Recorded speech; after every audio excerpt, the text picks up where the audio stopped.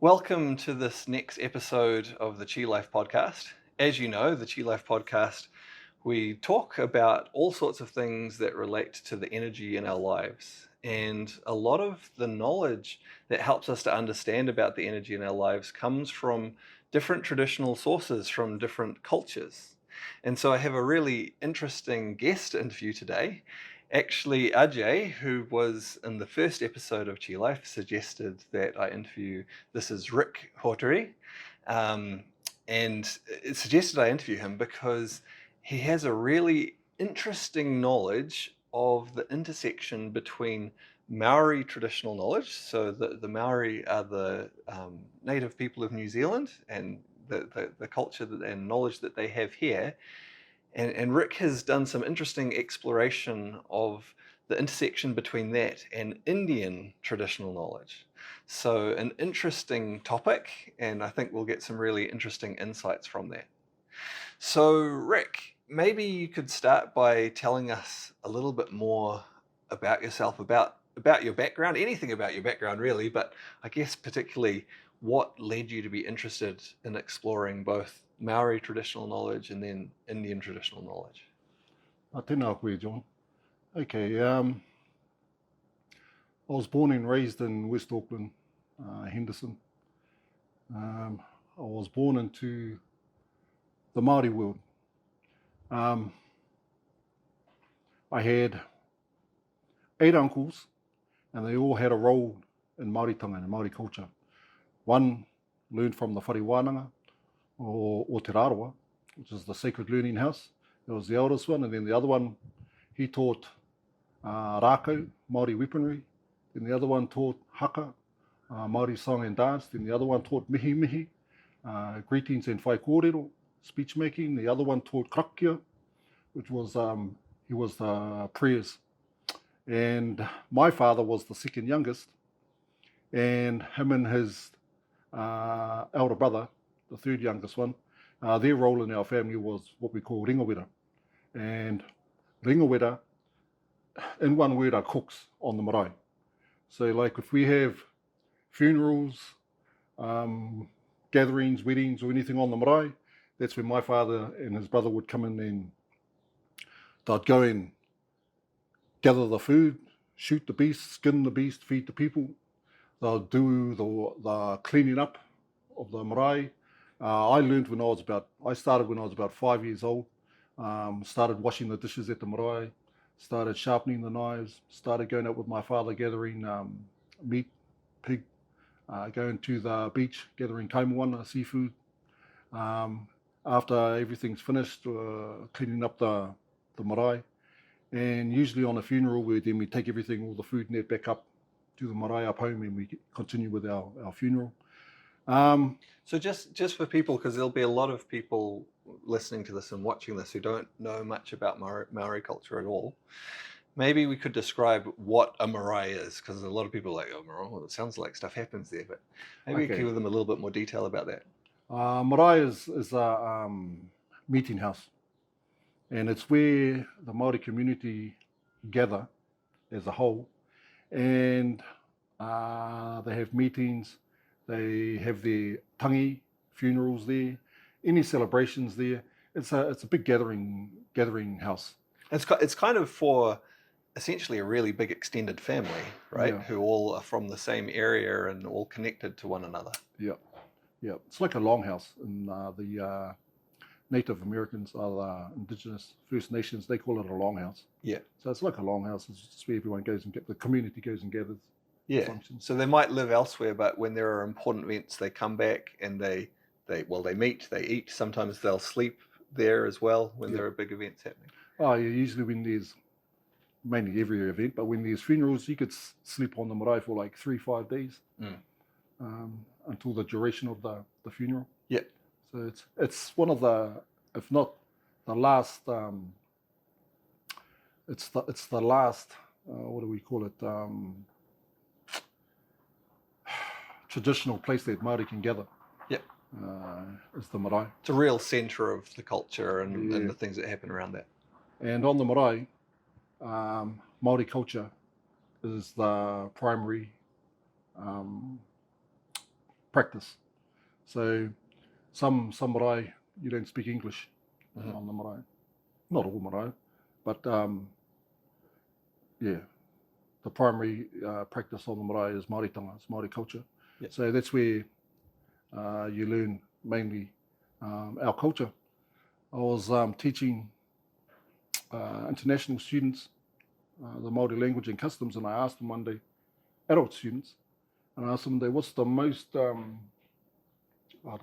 most, exciting, I suppose, or influential thing you've seen in Māori, and they all said tangihanga, funeral, on how we mourn for our loved that have passed away. And these are like Sri Lankans, Australians, Hawaiians, Japanese. So that was pretty impressive.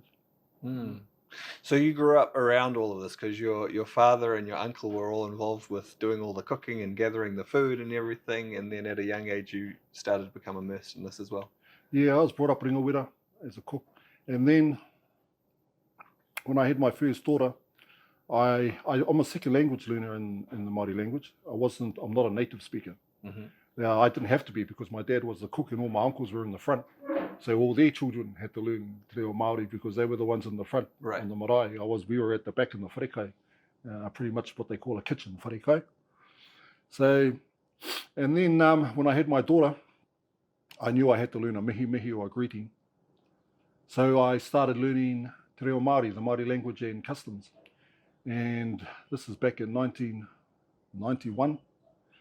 So I went to Hawaiian Waititi Marae, and I started learning te reo Māori with the Cuisinere rods, what they call the rākau. I thought, I was out of my comfort zone. I felt pretty dumb. But when I got there, I was actually advanced because I was brought up in customs. I was brought up in tikanga. And everything they were saying is like, I know that, I was brought up like that, I was brought up like that. So I became quite advanced when I started learning the Māori language. And then the next year I started teaching the Cuisinere rods, Te Atarangi. And then I went to University of Waikato, and I done a program down there called Te Tuhu Paetai, which is a total immersion course down at the University of Waikato. And again, I was quite advanced down there. And the next year I was tutoring that program at the University of Waikato. I stayed there for a few years, and I ended up lecturing at the University of Waikato. I was lecturing Te Kākono 1 and 2, Pinga 1 and 2, Mahuri 1 and 2. And then I left the University of Waikato and I took my family back home, back up to Whirinaki. On my father's side, I'm from a little place called Miti on the north side of the Hokianga. It's right on the west coast there. And on the south side of the Hokianga, again on my father's side, I'm from a place called Whirinaki. And on my mother's side, I'm from Great Barrier Island, Little Barrier Island, Pakri, and Ngongotaha, Tanuruturua. So I'm affiliated to a lot of several iwi or tribes in Aotearoa. If you know your whakapapa, you can affiliate to every tribe in Aotearoa. So there's bound to be interconnections as you go back, right? Yeah. The first thing Māori do when they see someone on the street or see someone overseas, they'll ask their name. They'll ask, what is your name? Kawaito ingoa. And then if they can't find a connection, they'll ask, what's your tribe? Kawaito iwi. And if they still can't find a connection, then they'll say, Kawaito kanu, Kawaito waka, what's your canoe? And that's when all the canoes come out. We all know our canoe, our waka, and we can all integrate in the waka and then bang. What they're doing is they're trying to find a reconnection. Yeah. So again, for those who because there'll be lots of people, a lot of there's little bits of Maori culture that we kind of take for granted in New Zealand that most people know that. A lot of people here will be from overseas who are watching and listening. Okay. So Rick's referring to the waka. Those are the canoes of the first Maori when they first arrived in New Zealand. So they trace right back to the ones who first arrived, and then to the tribe, the iwi, and then through to the more immediate family. Yeah. Because okay, I could get in trouble here, but I'm going to say it. Māori migrated here. Yeah. They migrated from Hawaii Nui, Hawaii Rua, Hawaii Pāmamao, and this is where India comes into it. Oh, okay. Right. We're getting the connection here. All right, nice segue. Yeah. and there's several places where Māori can connect to. And India is one of them. So what I done was I was groomed since I was 19, 20. When my father died, when I was about 20, well, when I was 20, my uncle took me under his wing. And he took me out of the kitchen, the ringawera, cooking and that, and he put me in the front, where the speakers are, where they were. I didn't want to go in the front, but I had to go in the front because I was learning Te Reo Māori, the Māori language, and they knew it, and they needed to groom someone for the role as what we call a kaiarahi, or someone to lead our family and guide our family in Māori culture. And they chose me. So I started going into the front of the marae and taking on those roles, and I thought, man, if I do this, I'm gonna have to try and fill up my basket of knowledge. So it's when I started going to the university and I started researching Māoritanga, and I was really in depth. I was really in in that realm of Māori. I lived it, breathed it, slept it. It was my saviour. My Māori culture was my saviour, and it still is my saviour. But I got to a stage where I kind of I got a bit saddened because, and this is just a personal perspective, this is just my own perspective. I can't speak for anyone else. But I started to realise, I started off thinking Māoritanga was going to save me. So in what way, so you say it's your saviour, in what way did you feel like it was helping you doing that study? Well, I was brought up in Aotearoa, New Zealand. We're colonised. As soon as you're a baby, you're conditioned with the English language. So that's how you think. You go to school, you're educated with the English system. As a Māori, living in the Māori world, it didn't resonate with me. There was something wrong. I didn't like it. There was something telling me this isn't and I don't mean to offend anyone, but this isn't the right pathway for me. And that's where Māoritanga come into. When I started to learn the Māori language and started to get into the depth of the language and the customs, I started to see another world, another realm, a spiritual realm. See, I was brought up, my grandparents were strict Catholics. They knew the Bible better than the priests, my grandparents. And I had to drive from Glendine to Point Chev 3 o'clock in the morning to have mass with my nan. And so I was brought up pretty strict Catholic, and all my life, and I was good at it. They wanted me, a lot of the elders wanted me to be what they call a kaikatakita, a catechist, which is like a right-hand man for the priest. But I didn't want to. But what I wanted was a spiritual pathway. And that was my saviour, was a spiritual pathway. I found it in Māoritanga. And that connected more with your essence, what you felt was right for you to give you meaning in your life. Yep. It connected me to the land. It connected me to the heavens. It connected me to enlightenment. And so after getting a taste of that, I wanted more and more. I wanted more. And I went around several denominations in Christianity. I even got baptized into the Latter-day Saints at one stage there. And again, this is like a 30-year journey. I've been looking for my spiritual pathway, and it just wasn't happening for me. I wasn't getting enlightened. I wasn't getting that passion, I suppose, to follow it forward and go forward with the doctrines and everything. So again, I kept falling back to my Māoritanga to see where it could lead me. And then that's when I started to realise, when I was about 40, I suppose, 40-something, I started to realise that, and this is just my own perspective, we lost our guidance. Māoritanga has lost our guidance. I thought it was in our scriptures. We have little scriptures, I mean really little. And they're not really spiritual scriptures. They're just writings really of what our ancestors left us, and there's no guidance. Because a lot of all of the Maori traditions of all sorts, including spiritual traditions, were often passed on orally, weren't they? Yep. And in carvings and things like that, but not necessarily written down. No. Writing came when the Europeans come. They taught us how to write, and we learned really quick how to write. We read on everything, but yeah, it was a verbal. It was a verbal knowledge. Transmission. That's how it was carried through. Yeah.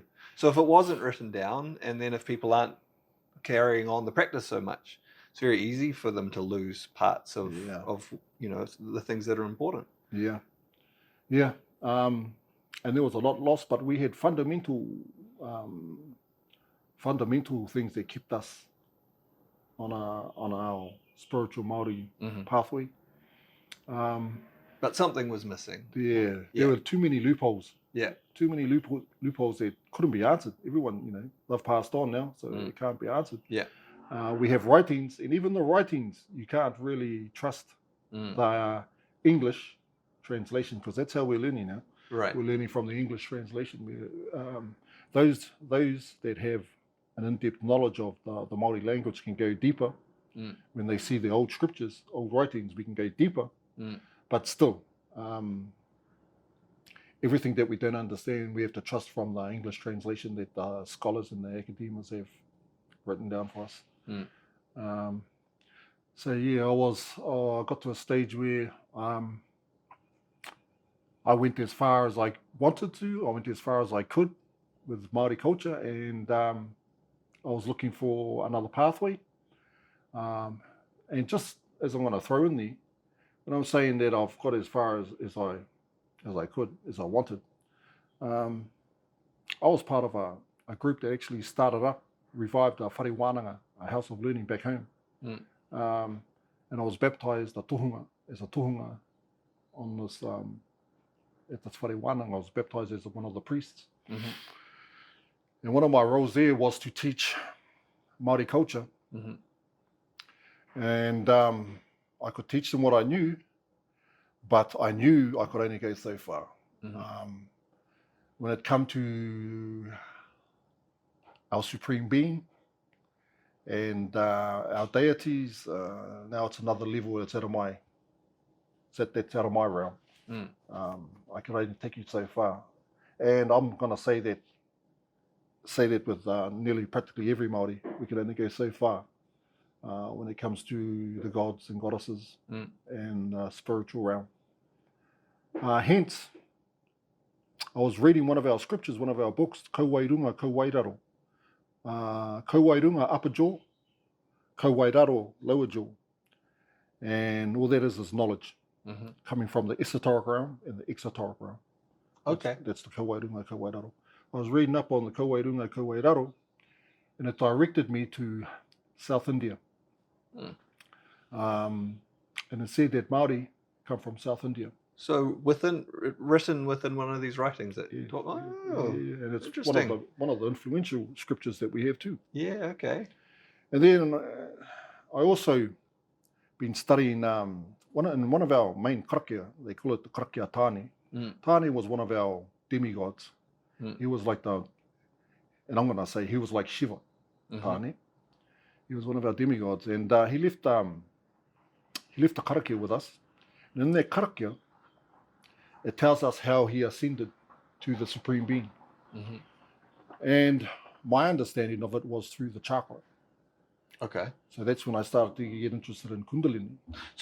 So you already had some knowledge of chakras at this point. You'd picked up some understanding of them. How did you come across the idea of chakras? And through what's a karakia? Through the incantations, it's in the chant. They're like mantra. Within the Maori practices, so there were some practices that paralleled the idea of chakras. Yeah, what they call mantra, we call taku. Yeah, so it was in our taku. Yeah, that directed it, that shows us that Different we, how patterns yeah, of the energy. different pathways. Yeah. Yeah, okay. And it was in one of those I saw that. And that was one of my favorite taku actually. So I started to research that taku, that mantra, and I come to the conclusion that it was through his chakra, Mm. that tane, through his mind. Mm. This was his ascension. Yeah. Was How coming he up through the ascended. chakras. Because all Māori know that tane ascended the realm of the Supreme Being, and he brought down the 3 parts of knowledge for human beings. Mm-hmm. We all know that in our history. And there was also, to support that, there was another lullaby, what we call a ori. It's a lullaby when someone's when the fetus is in the womb of a mother. We used to do a poem to that fetus and start teaching them our ways while he or she's in the fetus, and when they come out, be blessed with their knowledge. And this ori, or this lullaby, was talking about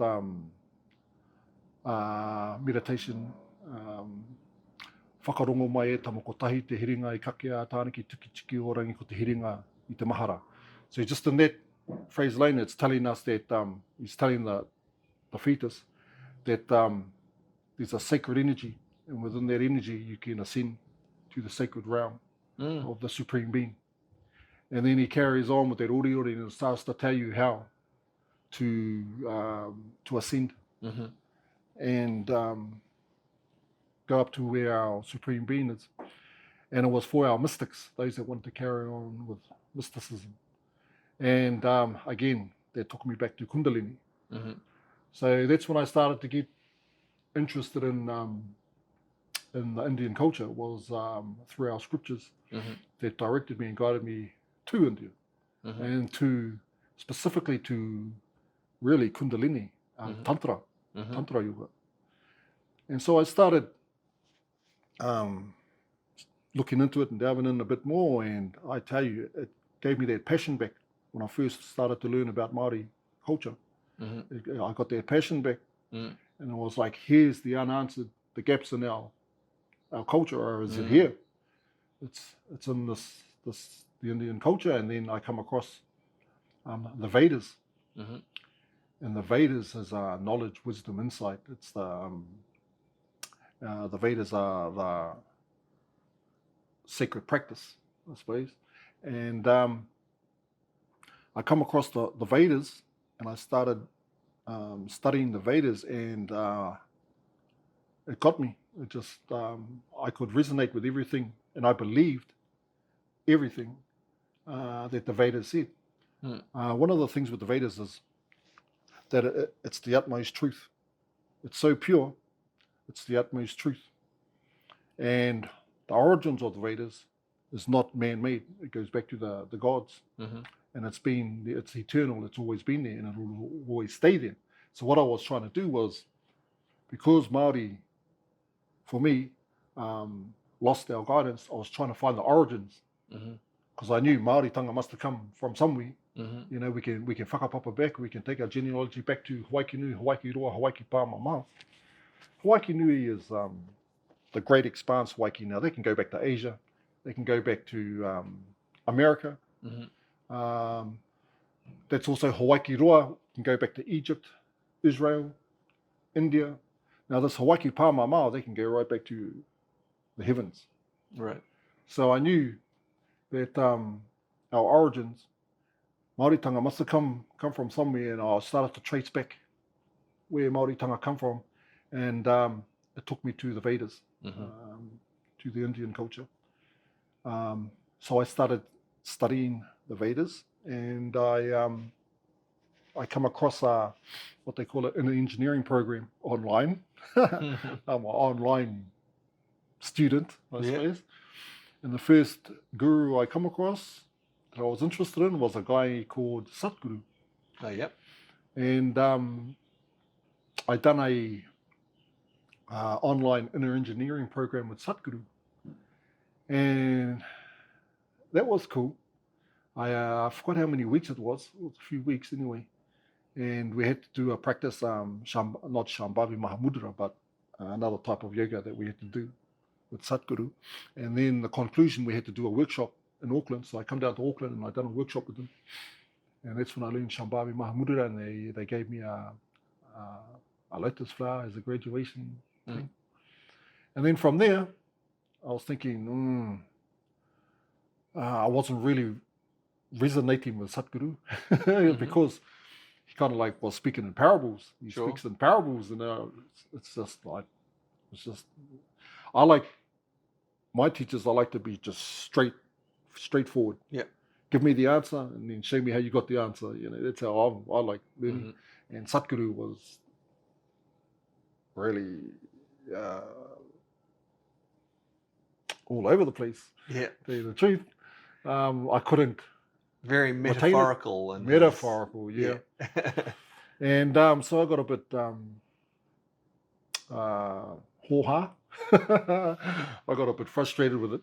So I was learning at the same time. I wasn't just studying one guru. I was online studying a lot of guru. And then I come across this other one, Swami Mukundananda. And he was like straightforward. He was more basic, and he was a different type of teaching.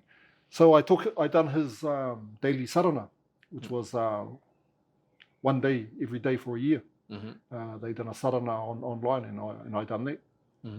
And that's when I started to get enlightened about the Vedas. It was through Swami Mukundananda that started telling me about your Atman, your soul, your spirit.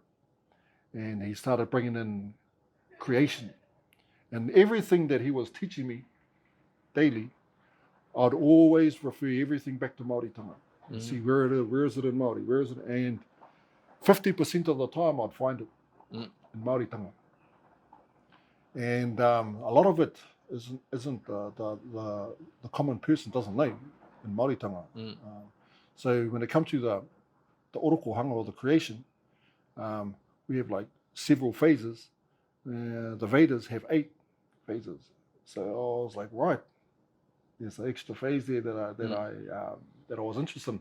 So everything I was doing, I was referring it back to Maori tanga, but I was always learning from the Indian scriptures, the Vedas, that were guiding me. And then they taught me about this Atman and yoga.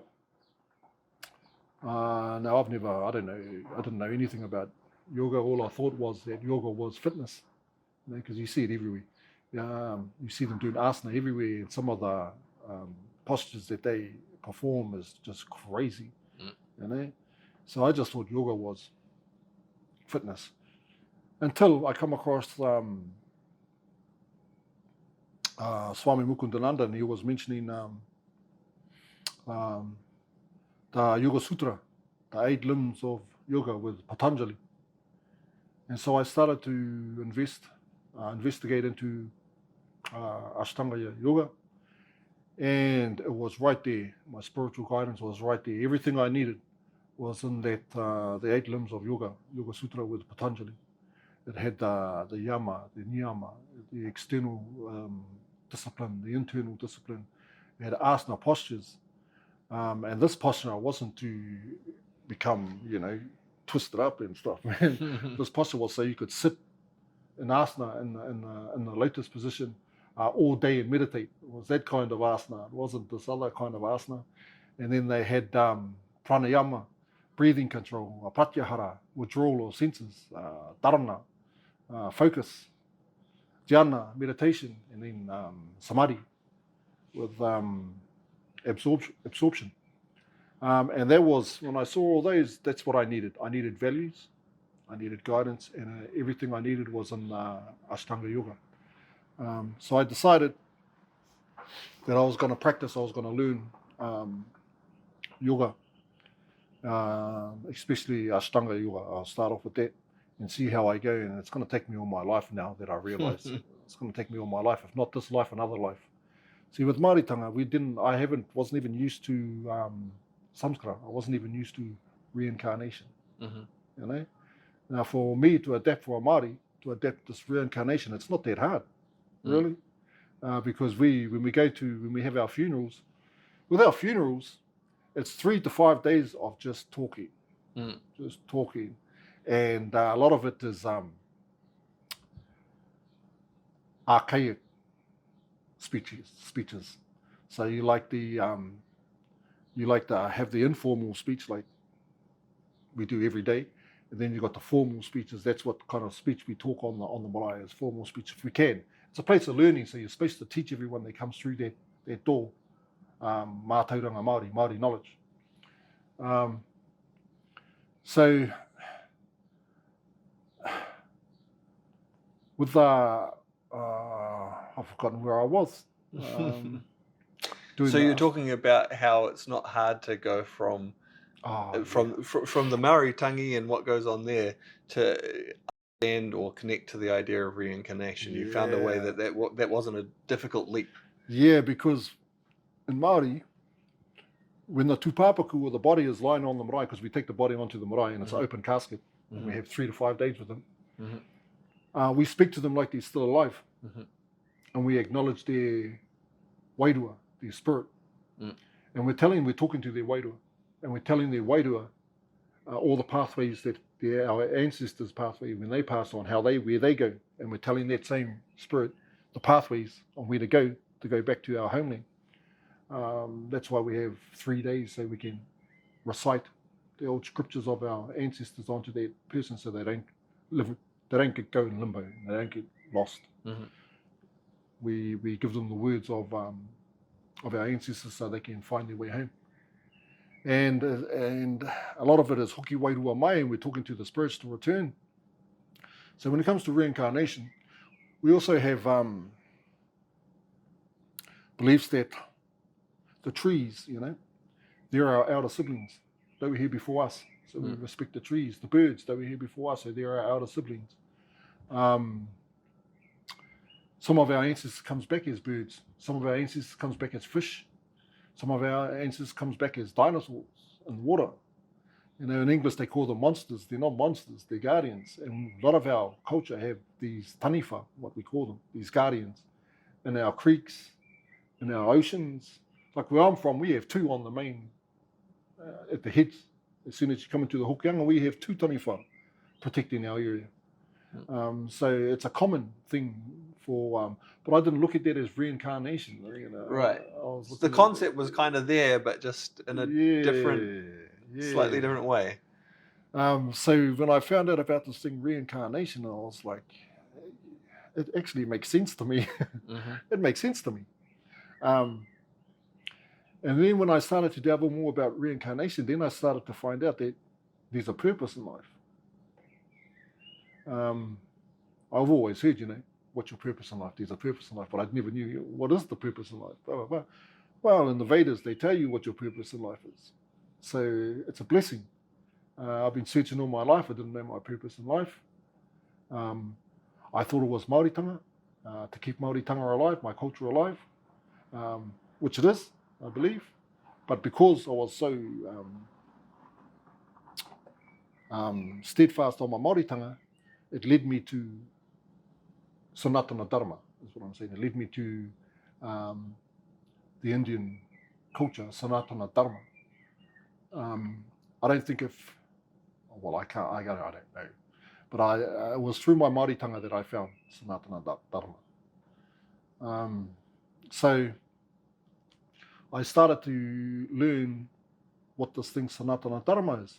So once I finished my daily sarana with Swami Mukudhananda, I found another guru online, and his name was Sri Parvataka Acharya. Sri Dhamma Parvataka Acharya. And he's the leader for what they call the International Sanatana Dharma Society. And he's reviving Sanatana Dharma. If you want to know about this guru, you look online yourselves. I can't tell you about this guru. Maybe you can give me a link that I can put in the description. His name is. Find it. I can give you his name. We'll talk about that later. We can find a link, and maybe that if people are interested. Yeah. And he's actually Italian. He's Italian, and he'd be about in his early 60s, late 50s. But he was the first non-Indian that was allowed to teach Hinduism over in India. And he's done a lot of work. Um, well, he's established this organisation called International Sanatana Dharma Society. And I started to follow this guy. And again, he broke everything down into a language that I understood. He didn't speak metaphorically or in parables, or he didn't go off track. He could answer everything. He's a scholar, he's an academic, but more, he's a guru. He's actually an acharya, which is one of the highest of the guru. And I started to follow this guy, and he could explain everything to me. I could retain it, and I found, right, this is the guru I'm going to follow. Is this guy here? So I've been with him for a few years now, and I'm a member of his society, and he does videos once a month online.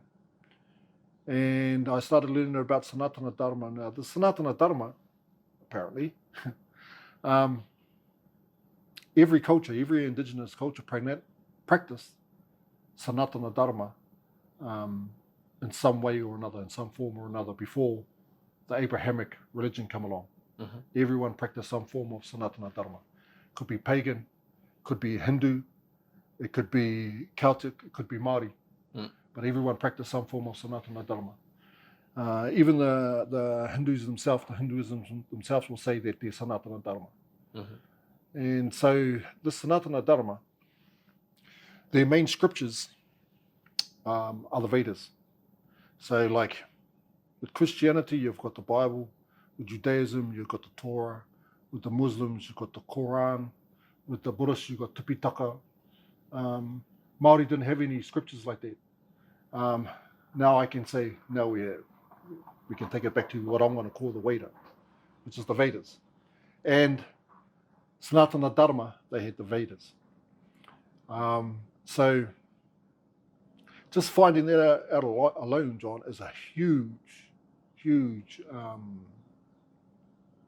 what do you call it? A huge accomplishment, I suppose, for me. But I'm going to say not only for me, but for Māori, for Māori too. Now, I can say to my people, if you want to practice and study real Māoritanga, arawatu ki ngā Vedas.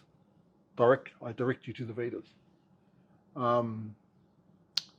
And that's what I've decided to do for the rest of my life, is to follow the Vedas, Vedic pathway, yoga pathway. But it's saying that I'm going to practice it on the marae. Mm-hmm. So like already, when I go to a tangi back home, on any of my marae, I'll get up, and the usual format is you do a tauparapara, or you do a chant that clears the pathway, and it gets you into that zone of the spiritual zone, put you in that spiritual zone. And then you start on with your speech, and you finish with a song. Māori we like to sing, so a lot of it. But that song has to complement what you were talking about. Mm-hmm. So when I go in, that's our structure. It's pretty much a tauparapara, whai kōrero waiata. Tauparapara is a chant, whai kōrero is pursuing speech making, and a waiata is a song. That's pretty much the structure in Māoritanga. So when I get up now, with my tauparapara, or my chant, I could do something like Asatoma, Satkamaya, Tamasoma, Jotir Kamaya, Brityorma, Amitam Kamaya, Shanti, Shanti, Shanti. Then I'll explain it in English, from the unknown to the known. Lead me out of the darkness into the light. Lead me from death to immortality. God, peace, peace, peace. And then I'll do my whai kōrero to the tūpāpaku, the deceased, and I'll blah, blah, blah, blah, blah, send them on their way. And then finishing, instead of doing one of my own traditional Māori songs, I could finish with Sava Dharma Pareti Arja, Mamekam Sharanamura, Jahamtuam Sava Papepio, Muksha Ishiami Ma Suchaha. And that was like one of the most highest mantra in the Vedas. So I've done that, and no one has challenged me on the marae. They've all whakamiharo. They all admired it, and they all kind of like knew it was, they were saying Hinduism. One even said I'm Muslim. But they all knew it was a different language, and they all knew when they heard the English translation, they could see the connection to the with culture. Māoritanga. Yeah. Yeah. Because with that taku with Asatoma Sakama, I could do tēnei or something to kind of like is the same as Asatoma, or for Savadharma. I could do kia tau mai, karakia, that'll kind of like align with those songs. So a similar message, but obviously stated a bit differently. Yeah. And so that's what I'm going to do on my marae. And when I go to my hui, I'm going to start practicing what I've learned in Sanatana Dharma and the Indian culture. And hopefully, and I don't mind but hopefully someone's interested, or someone gets interested in it and wants to pursue that same pathway. Hopefully one of my own children or grandchildren. So which means I have to walk the talk. So, I have to lead by example. So that's how I'm going to roll. Okay. Interesting. So you've mentioned a few things where you saw the similarity or the crossover between the Maoritanga and the Indian culture. So you mentioned Kundalini and the chakras, the idea of reincarnation, or it wasn't obvious to begin with, but that as well. Are there some other sort of areas of crossover or similarity that sort of stand out for you? Yeah, thank you, John. I keep forgetting. Yeah, I forgot. Yeah, the gods. Ah, okay. Yeah. You mentioned Tane maybe being similar to Shiva. Shiva, yeah. I can't confirm it, of course, but the more I study, the more I practice. Connections. Yeah, then I can pull out where it is in Māoritanga. But already, I see Tane is, and I'm just my own. Of course. I'm just giving my own. I see Tane as Shiva, Shakti, because you've got Shiva and Shakti. Mm-hmm. I see Shakti as Hine Nui Te Pō. Mm-hmm. She's our goddess in the night. Mm-hmm. And that's a big one for me, because in my genealogy, what we have is what we call whakapapa. Mm-hmm. That's the most important treasure that Māori have, is whakapapa. Whakapapa means layer upon layer. Mm-hmm. And in this context, it's used as genealogy, whakapapa. In my whakapapa, I go back to Hine Nui Te Pō. Mm-hmm. That's my ancestor. And usually, and I've just found this out with the Indians, if you've got a god in your whakapapa, then you practice that. Right. And Hine Nui Te Pō is like Shakti. And that's real powerful. In other words, it's the female element, female energy. And with Hine Nui Te Pō, I can go back to Papa Tuanuku, her mother. Mm-hmm. Well, her mother is actually Hine Ahuone, but Hine Ahuone's mother is Papa Tuanuku. And now we're talking about Shakti. Mm-hmm. So already in my line, it's directing me down the female energy, which I always thought we were actually a male. We were coming down the male, which would have been like Tane.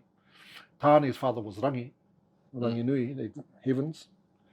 And I didn't know this, but people categorized us as either monotheism or polytheism. Mm-hmm.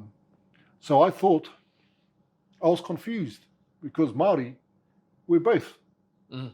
We've got many gods, we're polytheistic, but then we have one supreme being, which is monotheistic. And I thought, no, that's wrong. Because I was taught there's only one God, monotheism, that's it. All the rest are pagans, and they were calling them polytheism. And then I learned through the Vedas that you can be both They're both. The Indians are polytheistic and monotheistic. You know, they have many gods, not millions of gods, and they have a absolute. Same with Maori. We have many gods. We have 70 odd already. I could tell you 70 odd male gods, and but we always have one supreme being. And I found out with Indian culture, the Trimurti, they have Brahma, Vishnu, and Shiva, and they all have consorts. They all have consorts. I'm not going to say the consorts because I might get in trouble. I might mix it up. But you've got like Lakshmi, Saraswati, Shakti. Yeah, you even have Durga and Kali. And I've found them all in Māoritanga. I found them all in the Māori gods. For instance, let's just say, we'll start with Vishnu, I suppose. I'm going to say that would, and don't take my word for it, but I'm going to say that would be Ranginui. And Lakshmi would be Papatuanuku. Shiva would be Tāne. Shakti would be Hinunui Te Pō. Brahma, now I'm going to say Brahma, he's the creator, so I'm going to say Io. And Saraswati, I'm going to say Io Wahine. Now there's a supreme being they call Sriman Narayana. And I'm going to call Sriman Narayana Io Matua Kore. Sriman Narayana, the absolute. And he also mentions his consort in there, Sriman. Io Matua Kore, the parentless one. There's no parents. This one has no parents. So that's the absolute. And again, it's a non-gender either when we say Io. So everything I'm learning through the Vedas and through Sanatana Dharma is teaching me something in Māoritanga. And those are the lost gems that I was telling you about that our people have lost. Filling in some gaps. Yeah. So enriching what's already there. Yeah. And bringing it together and finding spiritual pathways like Shaivism.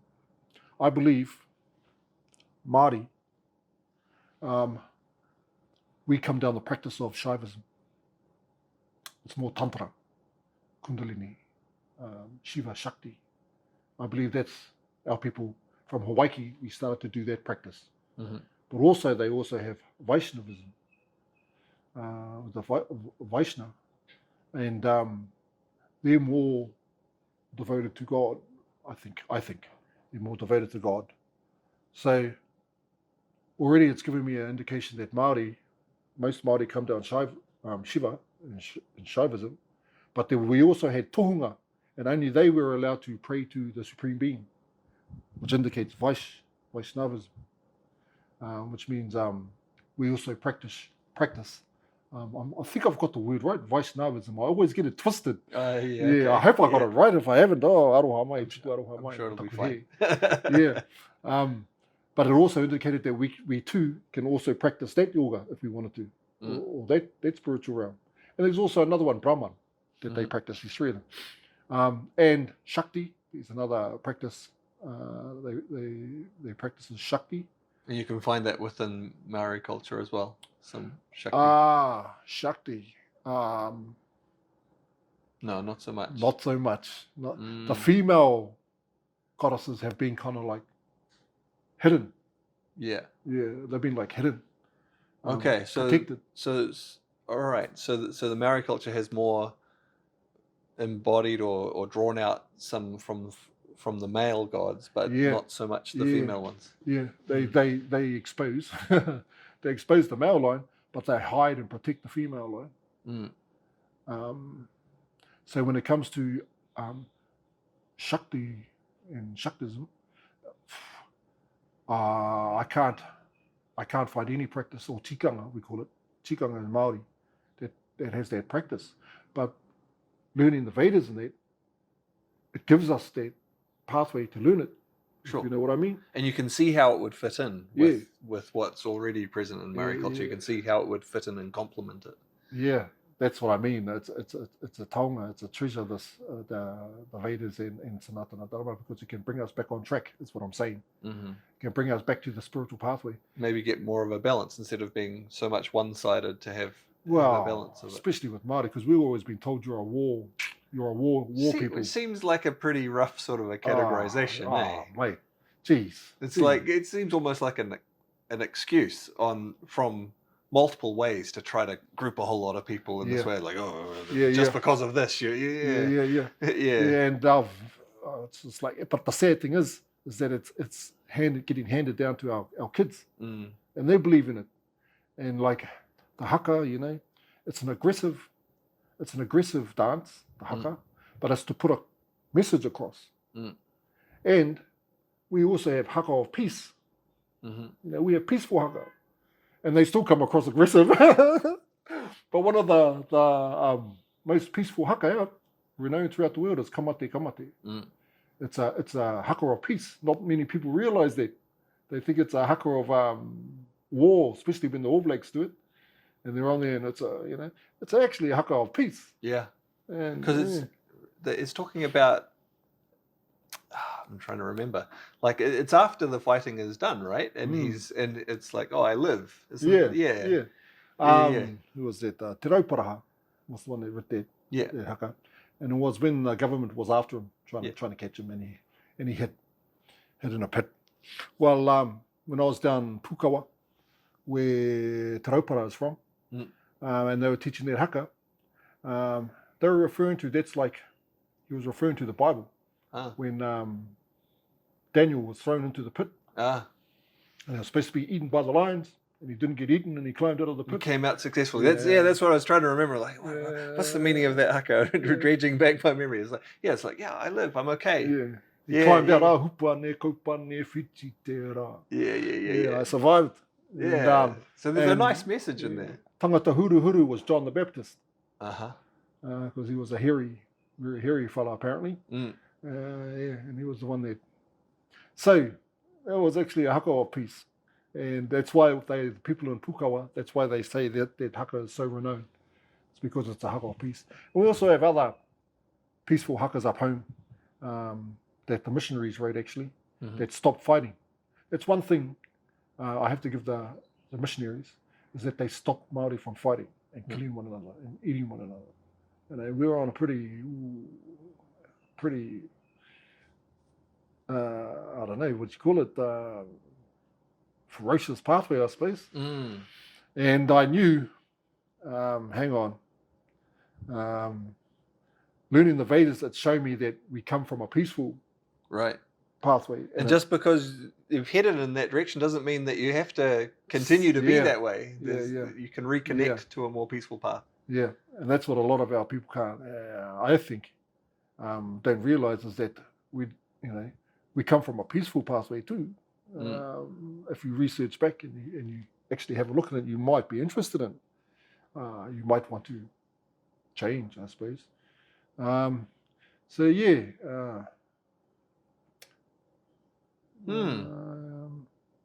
gods we won was a big one with the Indian culture, and the other ones were the mantra. The mantra was a huge one, because, like with Māoritanga, Christianity took over, and pretty much everything.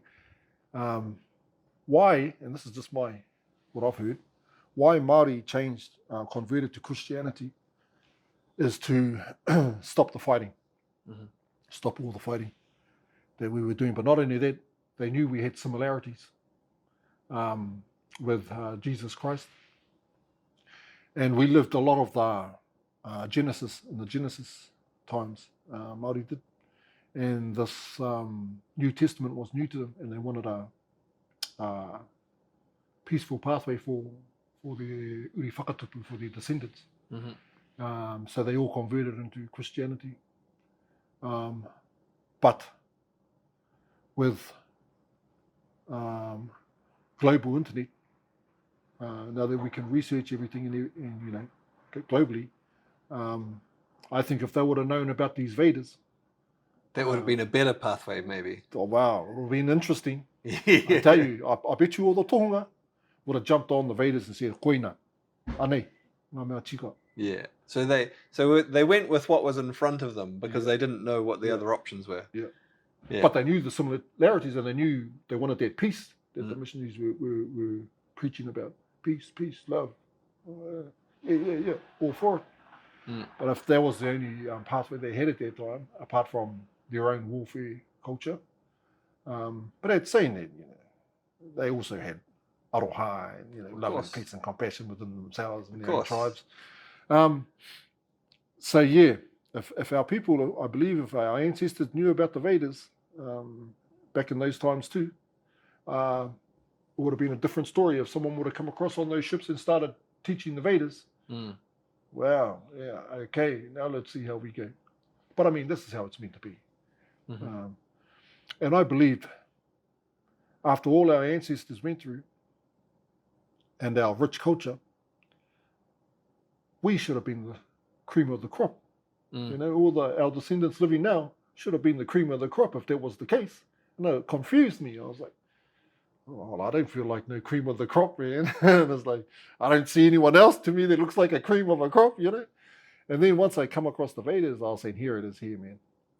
It's like, here, this is how you become the cream of the crop.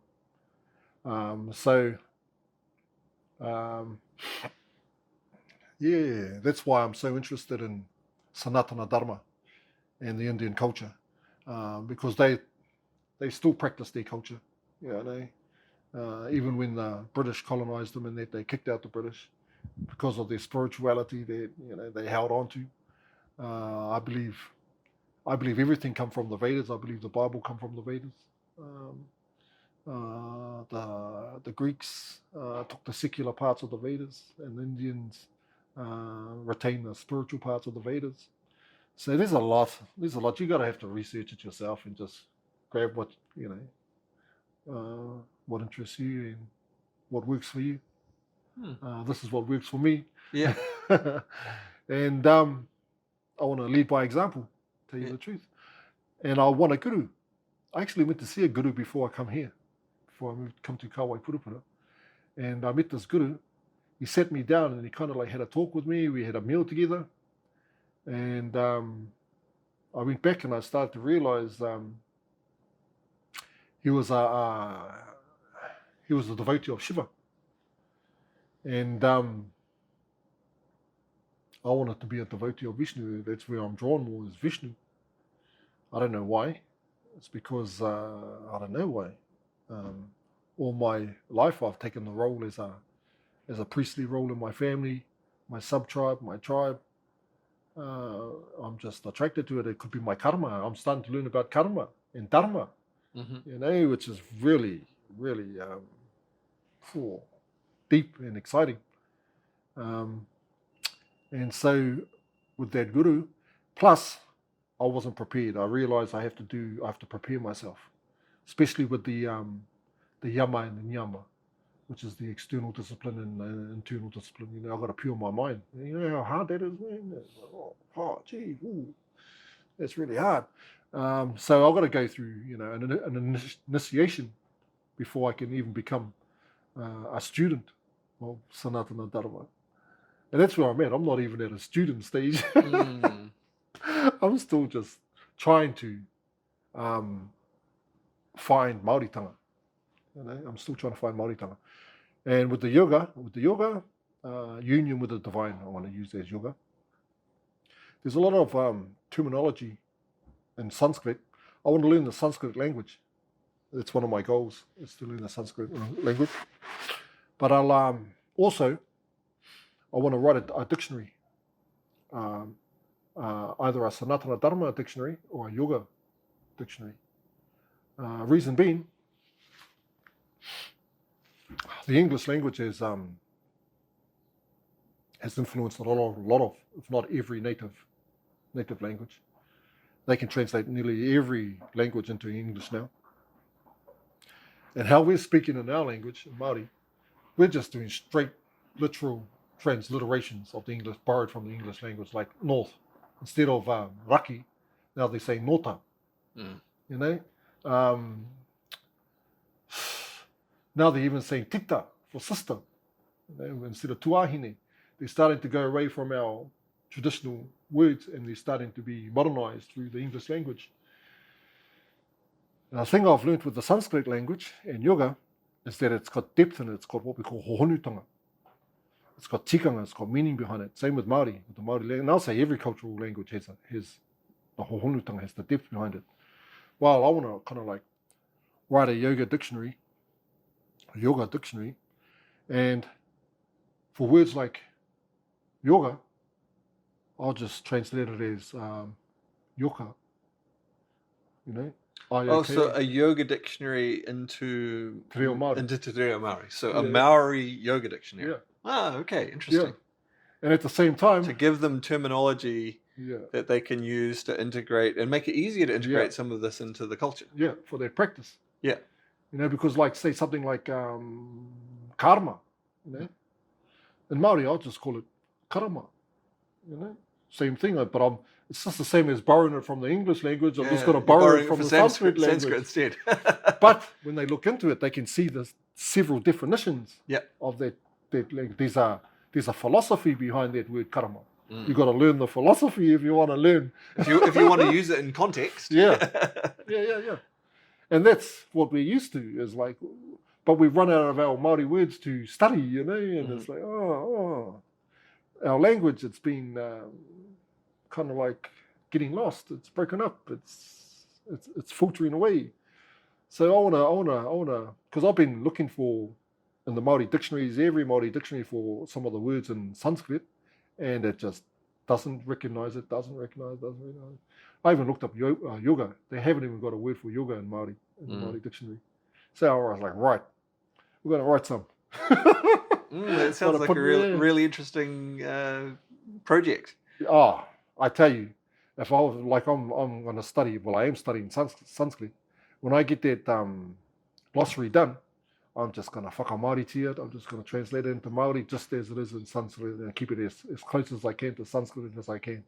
Of course, we don't have S's in Māori, you know, and but all the rest, you know. And in Māori, the word, the kupu, it always ends in a vowel, you know. So I have to end it with a vowel, and I have to take the S and change something else. We usually use the H for an S.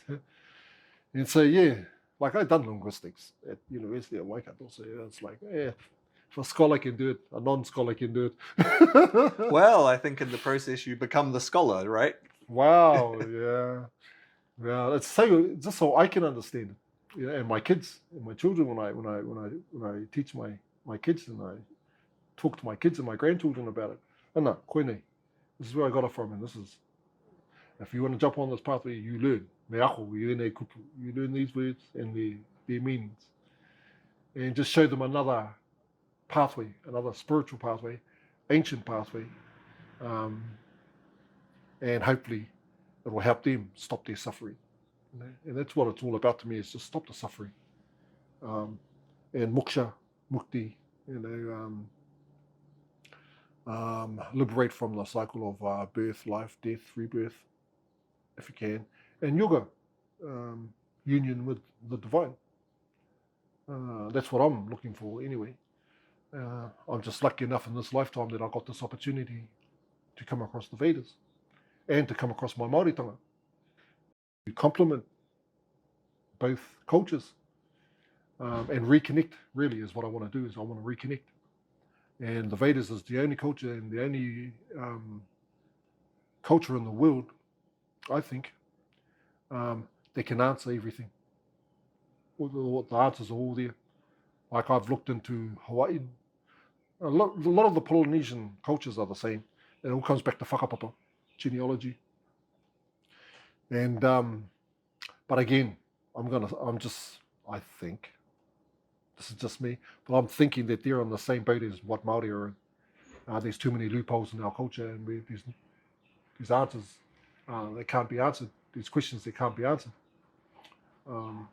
So you never know. I might go overseas on an Indigenous conference one day and bring up Māoritanga and Sanatana Dharma, because I don't know if it's a good thing or a bad thing, but I think, well, what I'd like to see is that all those, especially Māori graduates in varsities and scholars in varsity, when they do their theses, when they do their dissertations, when they do their masters, doctorates, I'd like them to start researching the Vedas and their culture and Māoritanga, just so we can get a more bigger body of knowledge. The varsities are always saying about adding on new knowledge. Oh, well, here it is. And it's like, so I want more scholars, Māori scholars, to research more into the Vedas and build that body of knowledge so that our future generations can have some sort of, what do you call it, sounding board, some sort of database, I suppose, to look into. So that's why I practice and I like Sanatana Dharma and Sanskrit language. Cool. Well, look, that's a really, really interesting topic for our listeners to hear about today. Seeing that connection between the Maori culture and then the Vedas and the Indian culture. And I guess it makes a lot of sense in many ways that there are connections between all ancient or traditional cultures, if we go back far enough. And some cultures have embodied and carried through parts of that knowledge, and others have carried other parts, and maybe some have more complete systems of knowledge that have been carried through than others. So interesting to make those links. And maybe others will be interested to find out more or to follow more. I'll see. I haven't talked about this before, but if you've got some kind of contact details that you'd be happy to put in the notes for the podcast interview, I'll talk to Rick afterwards. If he's got some contact details he doesn't mind putting up there, we'll put that in there. And if you want to get in touch with him, there might be a way that you can ask him some questions to, follow things up if that's something you're interested in looking into more. Thank you so much, John. Cool. It's been a pleasure having you on, Rick. Kia ora mai rā.